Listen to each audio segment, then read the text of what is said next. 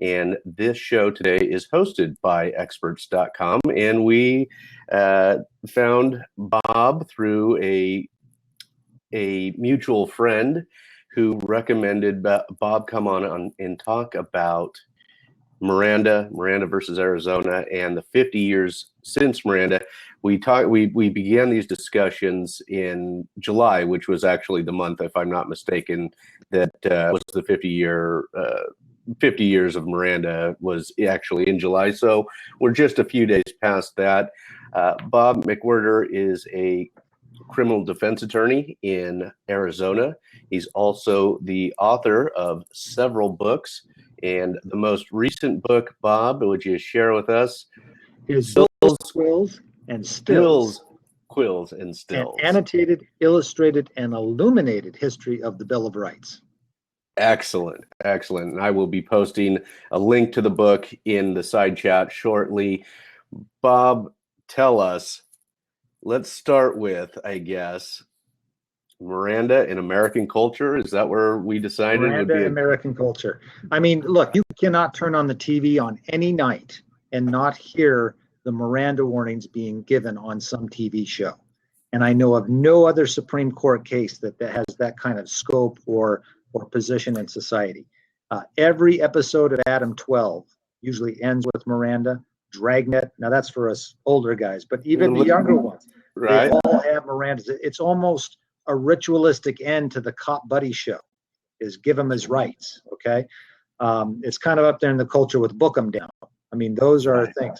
And one of the things we were talking about, and this occurred to me some months ago, and I've ran this by several lawyers, law professors, Supreme Court justices, and I think they all agree with me. Miranda is the only Supreme Court case that's a verb, to Mirandize. And I can think of no other Supreme Court case which has been converted into a verb, at least in popular culture. Right. To the and point even where you and I, what's that? we even talked about it a little bit last week, and I tried to think of the other ones that might be used that way. And like you said, the only one I came up with was Roe v. Wade, and nobody says to row or you didn't row me. Didn't row me. Yeah. You're right. You wouldn't say, oh, you really scotted me on that one. Right. It's only Miranda that has that kind of position in society, and it tells you the way that case has permeated the popular culture and become the premise for all kinds of cop shows, detective shows, all those kinds of things. So. Amazing. And we laughed because many may remember 21 Jump Street, Channing Tatum and Jonah Hill, and Channing Tatum had, and almost everybody who's watched any cop show knows the Miranda warning, or at least knows a good chunk of it, and he can't get any of it correct, and even says, I think he says, you have the right to be an attorney. The right to be an attorney. That's right. Something to that effect. And when you think about it, what makes that funny is because everybody else is mouthing it along while he's screwing it up, and that's why it's funny, because we all know it. We all know what it says in culture, and that's why it was amusing. And they used to have it. I remember they used to have the warning on the back of like a card for attorneys. I don't know if they still, or I mean for law enforcement. Yes. I don't know if they still do that.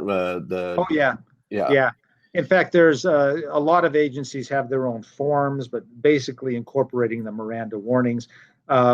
I become kind of friends with Captain Cooley, who was the officer who arrested and interrogated Ernesto Miranda, because we've appeared on several panels together. He has a card, and he'll sign the back of it for you. And so I have a couple autographed cards from Detective Cooley, who was the arresting officer in Miranda. That's fantastic. Yeah, another thing, we might get ahead of ourselves, but Ernesto Miranda actually had a pretty sad life. But toward the end of his life, one of the things he used to do is he used to sign the cards on the back and then make you could buy it from him for $1 or $2.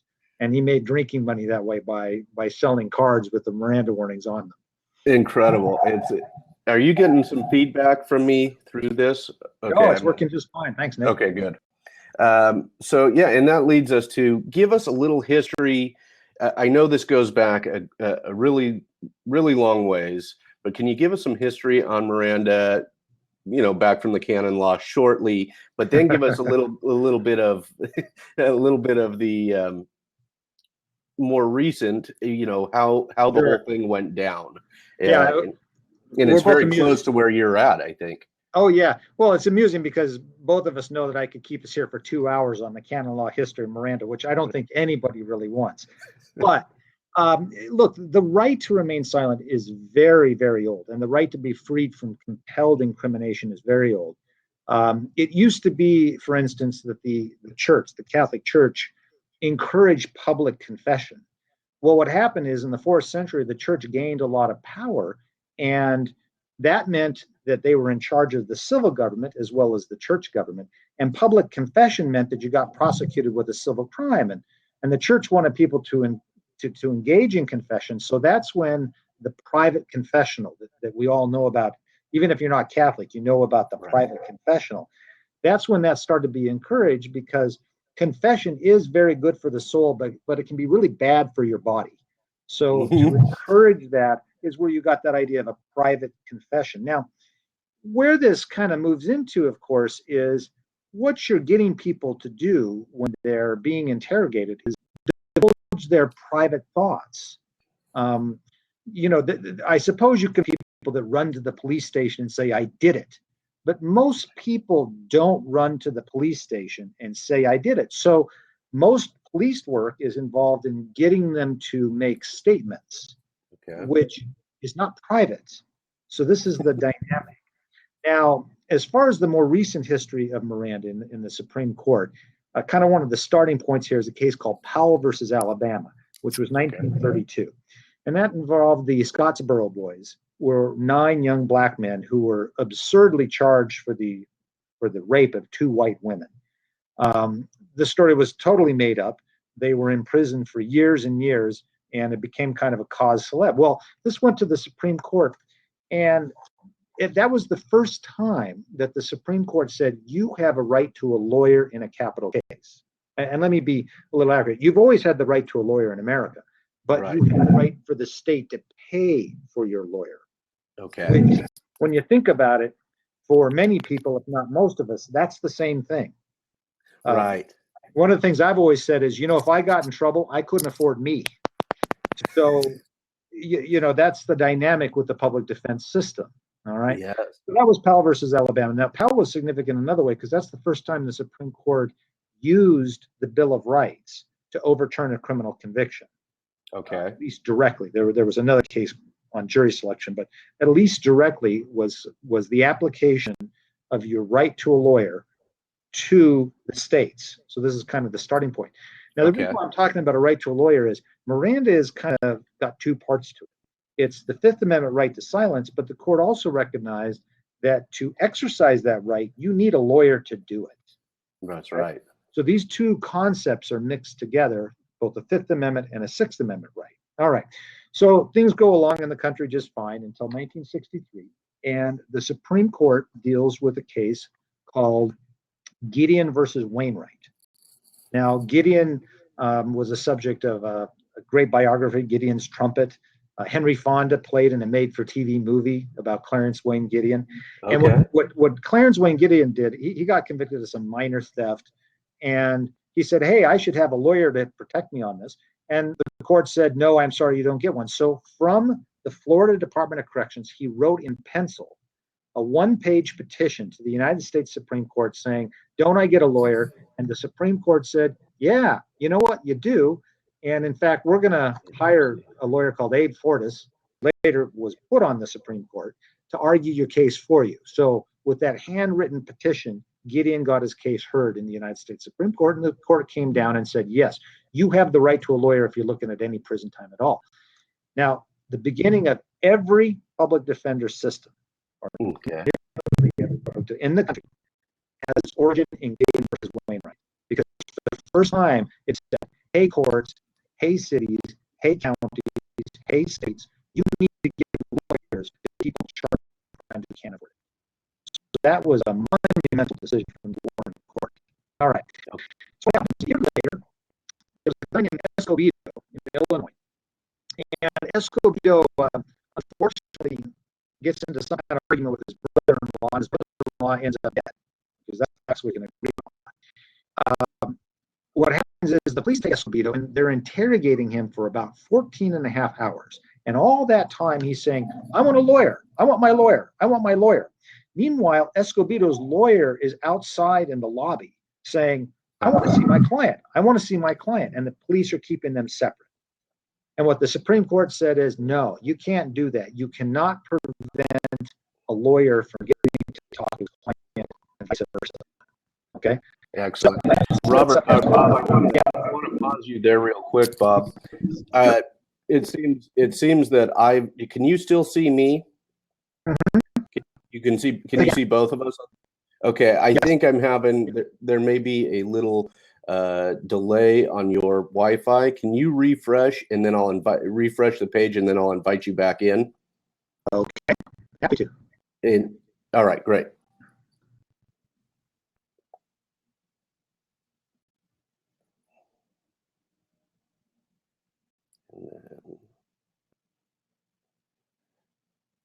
All right, so I'm going to invite Bob back in real quick, and we'll continue with Escobedo versus Illinois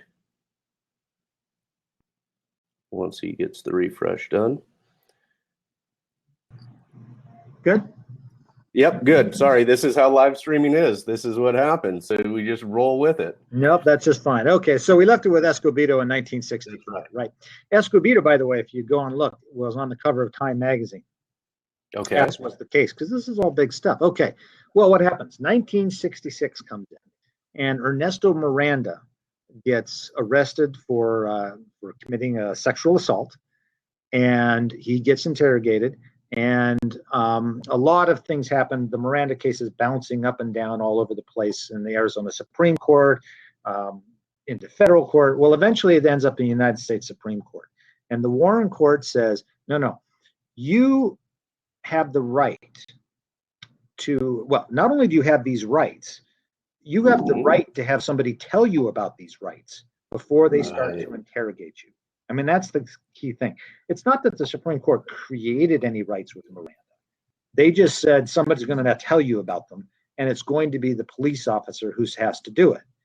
And this is a disclaimer, essentially. It's a disclaimer. It's a disclaimer. It's, look, you have these rights to remain silent. Now, it kind of goes back to the old common law where you were taken in front of a magistrate, and the magistrate told you these things. Well, back then, you didn't have police. So your first contact with the criminal justice system was the magistrate. Well, now what the court recognized is your first contact with the criminal justice system is the police officer. And you can't have him coercing and getting you to make statements that aren't a knowing and intelligent waiver of your right to remain silent. Okay. Now, what had existed before was a voluntariness issue. Okay. You can and your statement can still be involuntary. There's now two issues to focus on here. And a lot of people kind of forget that, even a lot of criminal defense lawyers.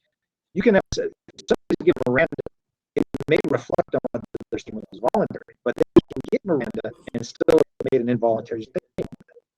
I mean, I'm in high school, I could have gotten to say just about anything. I mean, they weren't making voluntary statements. So there's all these other factors that come into it now. Since Miranda. Okay, so that's now, what goes on? Miranda creates a huge backlash because just think of the premise.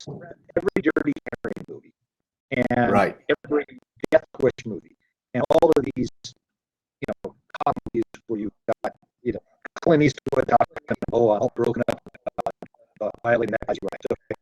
So you got all these kind of macho lines from that. I like those. Okay, fine. Sure. This perception that the court is anti-law and order. Now, what happened politically? The Republican Party grabbed this up as they were going to be the law and order party. And Richard Nixon especially did this. And part of that was he looked for people to put on the U.S. Supreme Court that were going to overturn Miranda and all of those decisions. And one of the persons put on was a young William Rehnquist as Associate Justice of the United States Supreme Court. Rehnquist, who for many years was the far right of the court, much more conservative than everybody else. It was only later when Scalia and Thomas came in that the court moved even further to the right.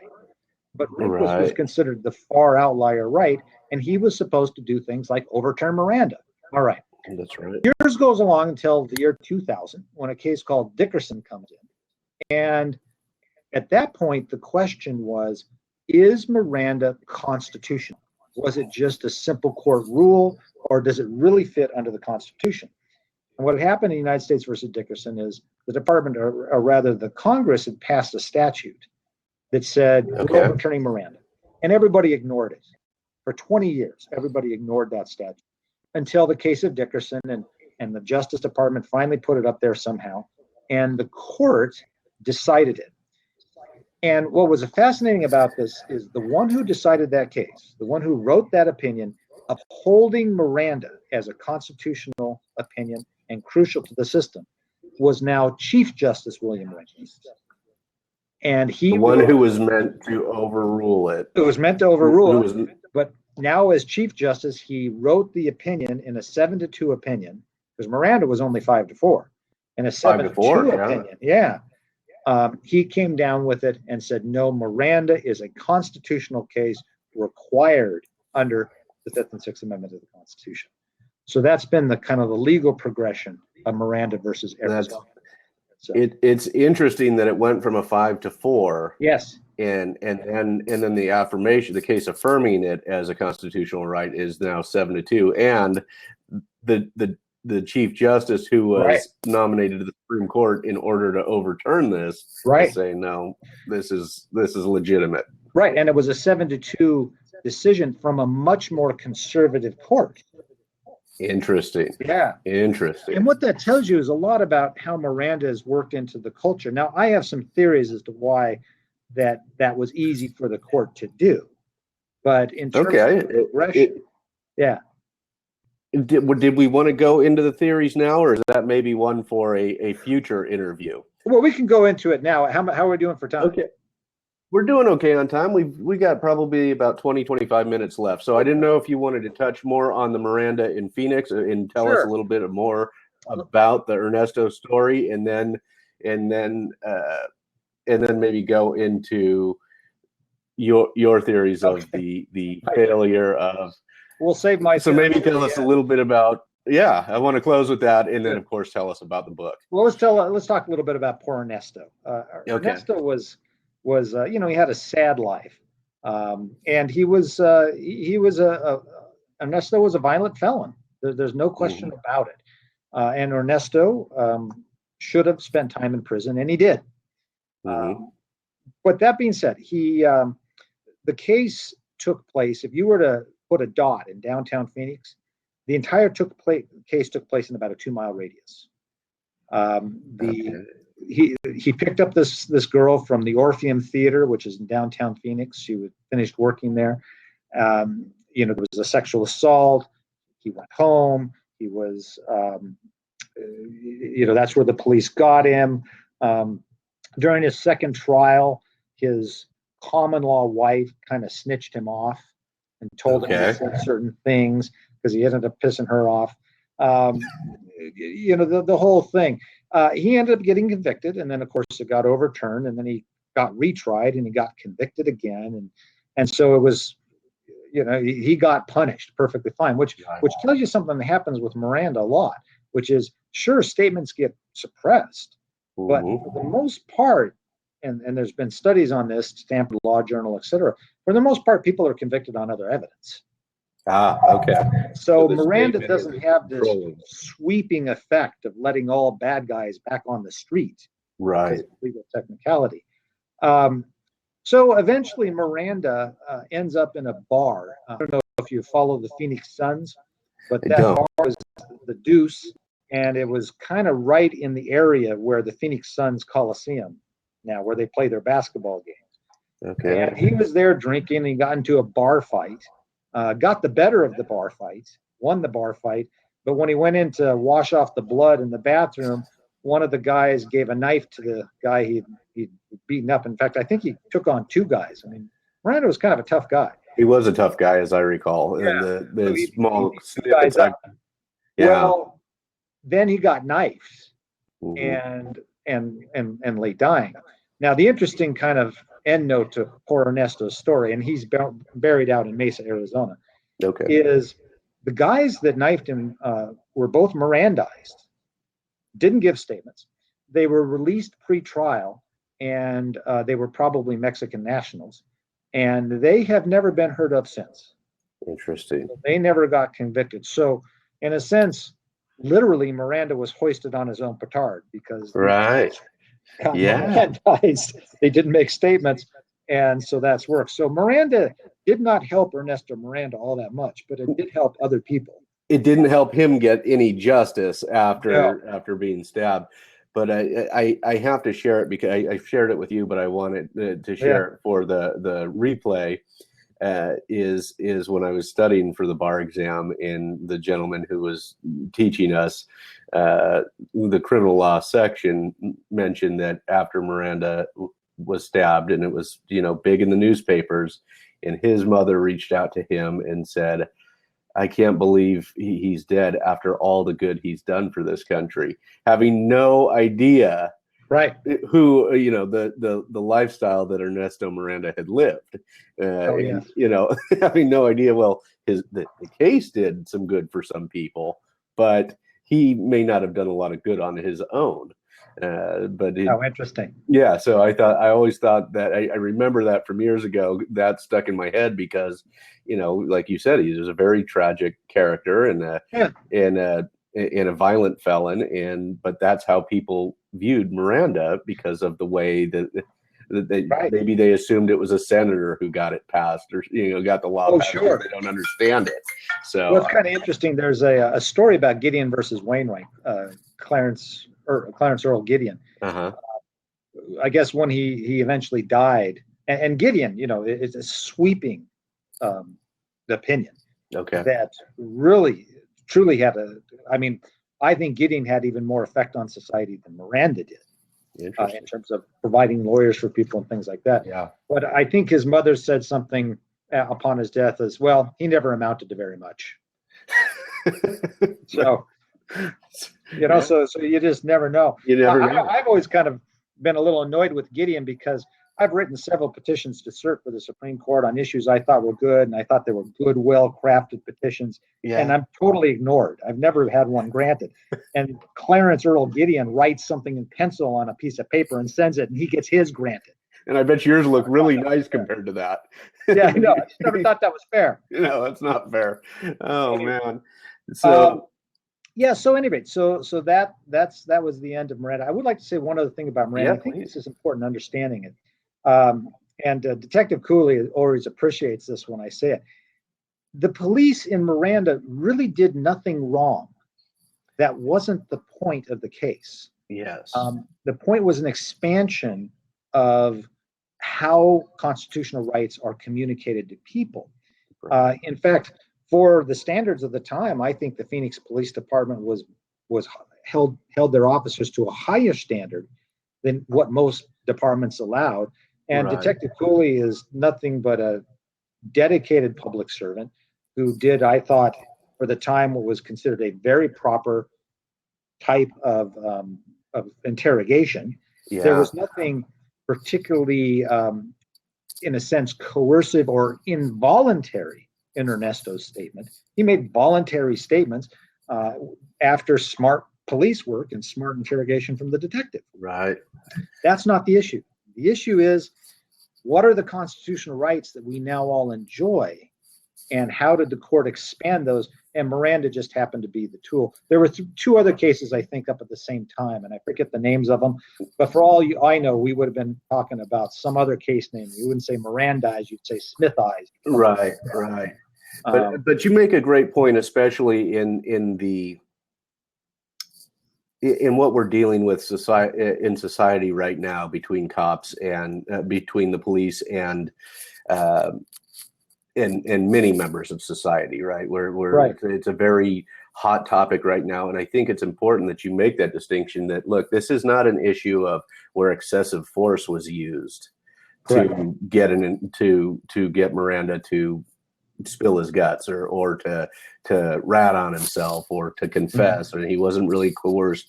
That was not really the point of the case. The point was, did he know that he had these rights before he talked to the cops? And that was, and I'm glad you make that point, because, you know, even I think when I studied it in law school, I probably thought they must have done something really wrong to get this case to go up, but that just was not the facts.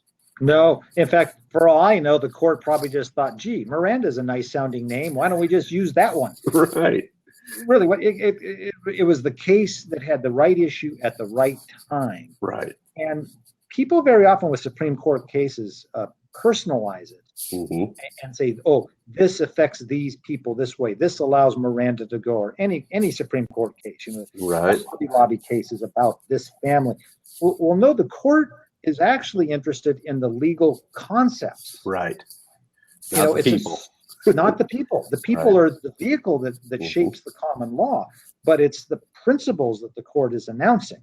That's right. And it's the principle that we all enjoy. Not, gee, Ernesto got off, or somebody gets off. And look, sometimes criminals do get off, but it's justice in the aggregate that the courts are concerned with. Yeah, which is why so few cases actually make it all that way, because because it has to be ripe, and it has to be able to, and it's got to have the right facts for them to actually address it, which is what many lay people, which is why I wanted to have this conversation that kind of breaks things down for lay people as to how something so popular occurred, something that we as lay people understand is very popular, how this all occurred and how it grew from there. And then of course I wanted to talk about, we've got about 10 minutes left. What were the failures or successes? Because you've got a great idea on this that I hadn't heard previously. Failures or successes of Miranda. Look, Miranda has been universally accepted by police officers. If you watch, and I've watched hundreds of police interrogations and listened to them, the police now use Miranda as a tool of interrogation. So, hey, Nick, I want to hear your story, but don't tell me your story right now. I really need to hear your side of it, but don't tell me it now. Let me just read these warnings for you. Okay? I got to do this, but I really want to hear your story, Nick. Let me hear your story. Okay? But no, not yet. Okay. So they use it to gain the confidence of the subject.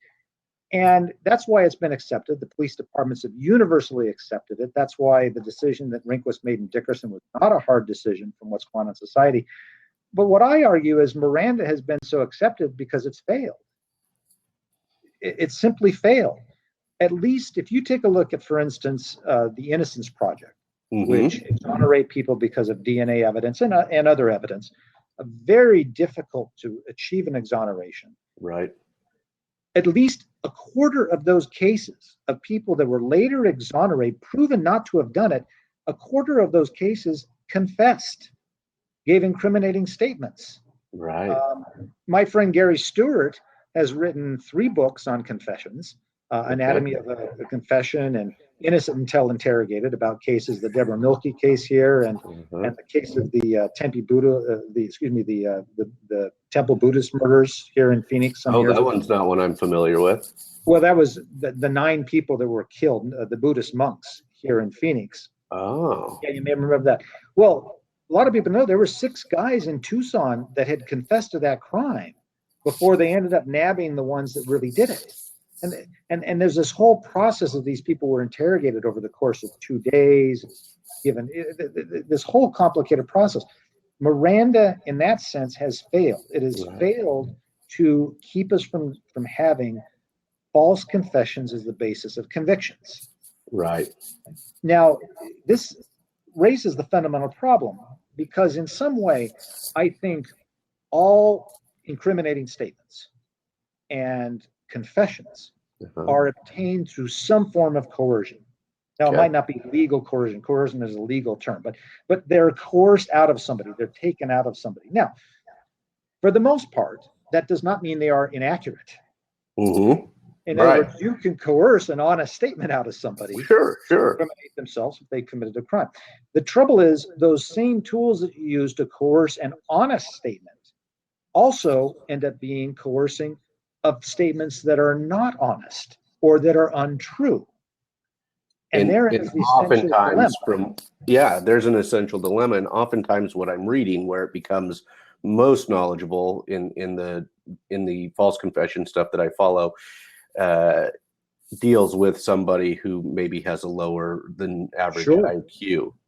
Yeah, that's why you have a huge percentage of people with mental health problems and lower IQs in the jail, because they're just easier to coerce.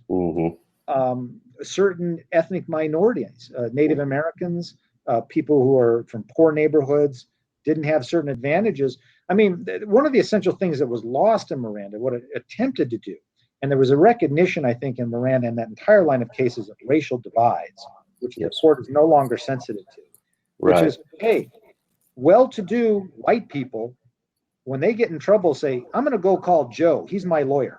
Okay. Or Sam. They know lawyers. They socialize with lawyers. They can get a lawyer. Some kid in the ghetto can't. That's right. And so Miranda was an attempt to deal with that. And I don't think either the court or society is quite as sensitive to that. And quite frankly, an outgrowth of that, I think, is Black Lives Matter. Yeah. The disparate treatment of people in different areas of the country. Right.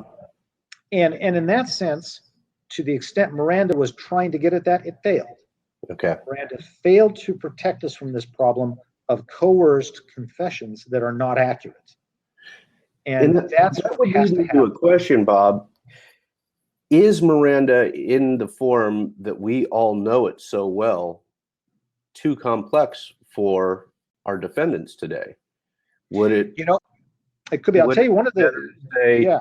You have a right to an attorney, and you have the right to stop talking after I read this to you. Sure. Look, there's a couple problems there. One is it may be too complex. The original arguments in Miranda had to do with one position. Miranda was actually a compromise position. One position was, no, the police should never interrogate somebody unless there's a lawyer present. Okay, that was one of the original positions that the court pulled back from. So that's that was part of it. I'm sorry, I kind of lost my train of thought there. That's okay. There were a couple of positions you were saying. One, that they shouldn't be able to interrogate somebody without a lawyer present, and Miranda was sort of the compromised position of reading them their rights and letting them know that they should have the right to an attorney and the right to remain silent. Did that click for you where you were going with that one? So that was the original argument about Miranda, and I forgot my other point, but it'll come up again. It'll come back. We were talking about is it too complex for people to understand today? Yeah. Is it, or what are the thoughts on it at this point? Well, here's the other problem. One, it is complex, but it's also banal. In other words, people just don't even pay attention to it. It's just part of the fabric so much that it's that's my ritual. But here's the other thing people don't also realize about Miranda. It doesn't kick in right away. You have to be in custody, which means the police can walk up to you and get all kinds of incriminating statements before you even get told you have a right to a lawyer. Right. And there's all these exceptions. There's a case that came out a couple of years ago, the Harris, that said you have to very clearly say, I want a lawyer, before you have a right to silence. In other words, you got to talk before you can be quiet. Right. Okay. So there's all these things. There was a case where a guy was in prison on another charge. The police went and visited him in prison and took out incriminating statements. And he was determined to be not, quote, in custody for analysis of Miranda. Well, the guy's in prison. It's not like he can go anyplace else. Right. So hold back from this and all these kinds of exceptions, which has weakened the power of Miranda and its ability to take care of the problems it was seeking to address. And at the same time, like the issue you raised, is it just a little too complex? I mean, what you really could do is you just say to people, don't say anything. We'll get you back to the police station. You'll have a 5-minute talk with a lawyer, and then you can decide what to do. Right. Well, boy, you want a series of Dirty Harry movies after that, you'll get them. Well, and it leads me to the defense attorneys that I normally interact with, whose advice, if you read their blogs, if you see their YouTube videos or anything like that, the advice is don't say anything to the cops. Ask for your lawyer, and then don't say anything. Don't say anything. That's my advice too. Now, most of us also say, don't say anything, and then call me, and we'll work out the retainer right away. Right. I mean, that's well, the first part of the advice is really necessary. The second part of the advice is what we all like to see. But the first part of advice is very true. I tell that to people coming in. Do not talk to the police officers. Oh, but I just want to explain what happened. And these are people who are totally innocent. Yeah. And my point is, the job of the police officer is not to help you. Right. He is not there, or she is not there to help you. They're there to investigate a crime and find somebody responsible for it. They think are responsible. And thank God they're usually actually right. But often they're wrong. And they're not there to help you at all. That's right. So, and it's a difficult thing for people to understand, because from a very young age, we are taught that the police are people you can trust, or at least in the way I was raised. Now, in many areas in our society, they're taught that you don't trust the police. So, but many of us are, the police are the good guys. So you talk to them, and then next thing you know, they're handcuffing you. Well, I remember second grade, the friendly police officer came, and it was great. Right. I mean, the uniform, the badge, and that gun. Oh, that was impressive. It's impressive. Yeah. And by the way, I personally like police officers. I have many friends who are police officers. I respect them. They do good, hard work for us. Again, that's not the issue. The issue is the principle that we're talking about, kind of like parallel to our discussion about the role of the Supreme Court and courts. That's right. It's the principal issue here about how we create a system where the police can interact with the citizens in such a way that we don't become a police state. Correct. That's where it comes down. And that's important. And as you have mentioned, Miranda has really become a tool more for the use of the police, and has sort of failed in protecting the rights of the defendant or the suspect. Right. And you're right. I forgot about that distinguishing characteristic of you have to be in custody. So they can get, and I remember studying that in criminal procedure, but it's been a long time. And identifying when you're actually in custody or when you're just being interviewed are two really different things. And they may not tell you have the right to leave at any time, but if you get up and say, are you going to keep me here, or are you going to let me go? If they don't stop you, then they're just basically playing the game of you're not in custody, even though we didn't tell you that you could go at any time. So there's all kinds of these little mechanisms. Let's say there's a report of a shooting, and the officer. I think you froze, Bob. Oh, yeah. Oh, you're back. You're back. Okay, it's over there on the table. Well, that is an incriminating statement, but it's in response to a perceived emergency that comes in against you. Yep. You don't have a right to have that Mirandized. Right. So there's all these exceptions to Miranda that have weakened it. And again, it goes back to my ending thesis here, which is Miranda has essentially failed to do what it was supposed to do. Excellent.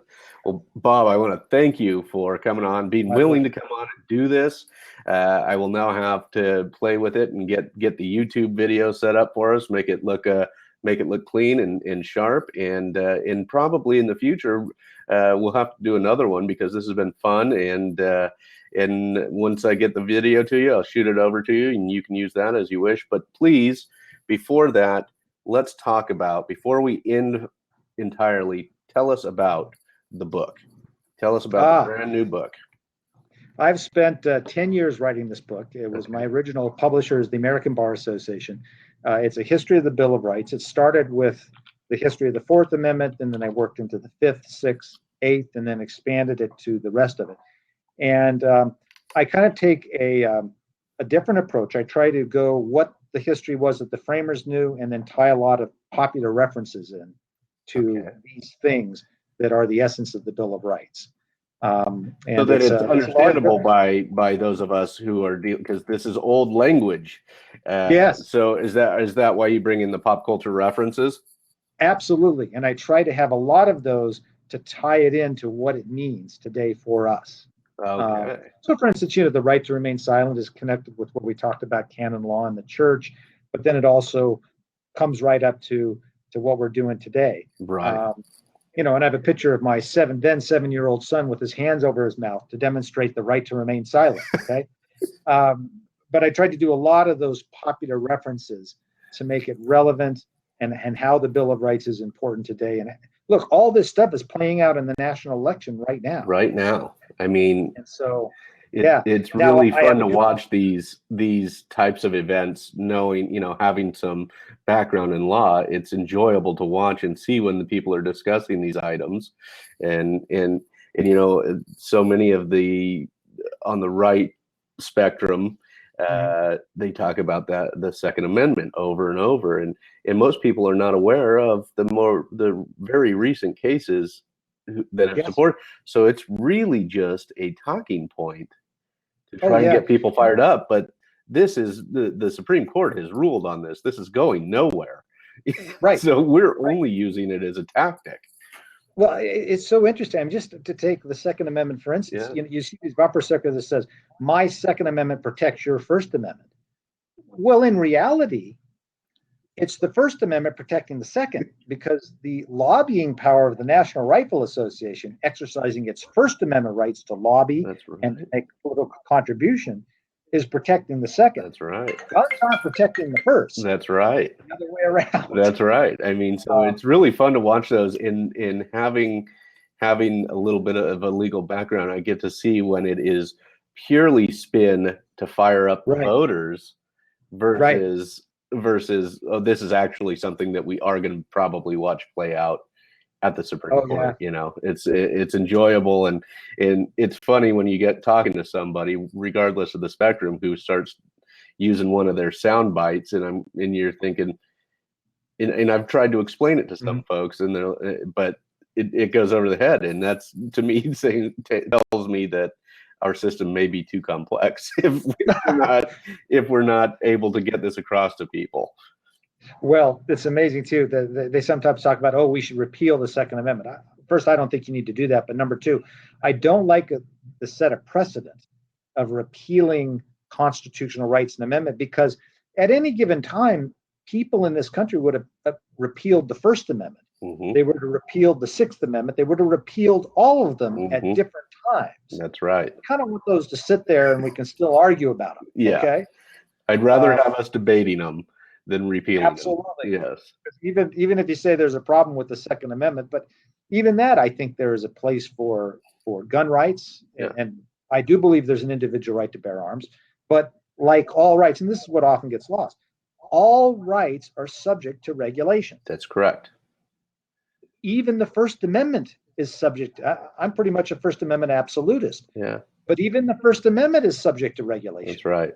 That's right. I mean, I can't go in front of your house at 3 a.m. and with a bullhorn in front on the street and start yelling at you. Yeah, that's right. I don't have a First Amendment right to do that. That's right. I don't have a First Amendment right to say, "Hey, Nick, let's get into a conspiracy to rob the bank down the street." That is not protected speech. No, and you can't stand in a theater and scream fire. It's crowded theater. Falsely. You can do it if there's an actual fire. Thank you for clarifying that. You can't just make it up in order to see everybody run. No, and that's the great thing, and that comes from Abrams versus United States. But and that's there are protected forms of speech, and that's why in the gun rights and those things. But it's really fun from more of a scholarly perspective for me, to watch and see how the candidates will talk about one thing that I know has already been ruled on, and there's almost no chance that they're going to be able to. It may be ruled on more than once, and you're like, why are they discussing this? Because it fires up their voters. Exactly. But they can't really do anything about it. No, that is absolutely true. I heard somebody talking about, every 4 years we want to elect a savior, and then we're disappointed that they didn't save us, and we're annoyed. And 4 years later, we want to elect another savior, when in reality, the whole thing is a process. It was designed that way. And very few American voters actually understand the limited amount of power that a president has. Yes. He's got quite a bit of power outside of our borders. Not a heck of a lot of power domestically. No, I mean the great like this arguments, for instance, the Republicans makes about Obama's executive actions on immigration issues. Yeah. Well, the response to that is pass a statute. Yeah. Congress, boom, like that, could pass a statute says, no, President, you can't do this. Right. Haven't done it. And the executive orders are part of his power, presidential power. The valid discussion there isn't this argument that Obama is a dictator, blah, blah, blah. The valid discussion there is, has Congress ceded too much power to the administrative state for the executive branch to execute? Right. That's the valid discussion. Has the executive grown too big and affect too many things, essentially? Exactly. Yeah. And has it grown in the context of the modern world? Right. I mean, look, one of the things I've often spoken about is the Constitution that was passed in 1789, and that a lot of people say we should go back to. Well, under that Constitution, we could not have won World War II. Right. We could have not have dealt with the Great Depression. We could not have won the Civil War. Now, some people say that the Civil War was lost. I say it was won. Right. But the point is, could you imagine 50 state militias storming Omaha Beach? It would have been a nightmare. How do you get a nightmare? Yeah. We would have lost. That's right. So a lot of times when people talk about these things, I don't think they always think it through. Right. Hey, we couldn't have won World War II with that Constitution. Right. We couldn't have we couldn't have had Social Security. We couldn't have had all the things that are necessary for a modern state to have. Right. With that Constitution. That's why we've amended it. That's why we've read it. It's enough pliability in the document that allows us to do that. That's right. So, and I think we probably, as I'm watching the end of this one, thinking maybe next month we have we'll go on to the next. Maybe next month we'll do another one that might be on a different amendment, because I feel like it's a great way to communicate really important information to a layperson or to the expert witnesses that we represent and market. Sure. To help people understand how all this stuff came to be. And you can't talk about it all in 45 minutes, unfortunately, because it is a complex system. But where can people find you if they're interested, or should they need a criminal defense attorney while they're in Arizona? Where do they find you? I'm going to post your website. How would you like to be contacted by people? Well, you could actually call the number on the website. That's fine. Okay. You can send me an email, robert.mcwhirter@robertjmcwhirter.com. Okay. And send me an email, and that's fine. Or call the number on the website, and that would be just great. Excellent. Thanks, Nick. Thank you very much, Robert. And I'll once I get the YouTube video done, I'll email it over to you, and then maybe we'll schedule something for the near future and make a series. Should you be up for that? Hey, this is great. You're good at your job. I'm happy to do whatever you need. Excellent. Well, thanks very much, Robert. I'll talk to you soon. Take care, man. Bye-bye. All right. Bye-bye.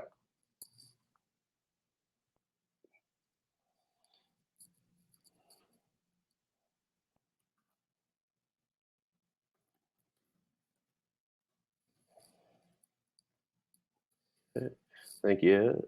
Thank you to replay viewers, and thank you to Robert J. McWhirter, Esquire, for a great talk on Miranda with some other information in there on other amendments in the Bill of Rights. Check out his book. You can find the link right there for the Amazon link, also a link to his website. Check it out. I'll talk to you all later. Bye-bye.